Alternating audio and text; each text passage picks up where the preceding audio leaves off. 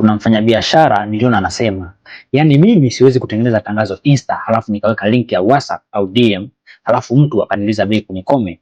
Huyo sio mteja na siwezi kumjibu. That's so wrong. Like, inawezekana huyo sio mteja kweli kwa wakati huo, but ukiignore hiyo lead, my friend, unapoteza wateja wengi kwenye biashara yako. Kwenye biashara mteja hanunui siku ya kwanza anayeona tangazo. Anahitaji kujengewa uaminifu na kufahamu zaidi kuhusiana na product yako ama service yako.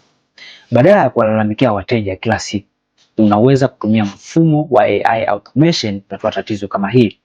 Mtu akicomment kwenye tangazo lako, hata wewe 200 kwa wakati mmoja, mfumo utareply comment zao ndani ya muda mfupi, kisha utawafuata DM kimya kimya.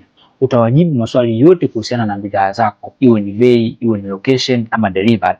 Kisha utachukua taarifa zao kwa ajili ya matumizi ya baadaye kama follow up. Na akisha kuwa tayari kununua, mfumo utamleta WhatsApp kwenye WhatsApp yako kwa ajili ya kufunga biashara. Hivyo ndivyo profound businessmen hutengeneza pesa smartly bila kutumia nguvu.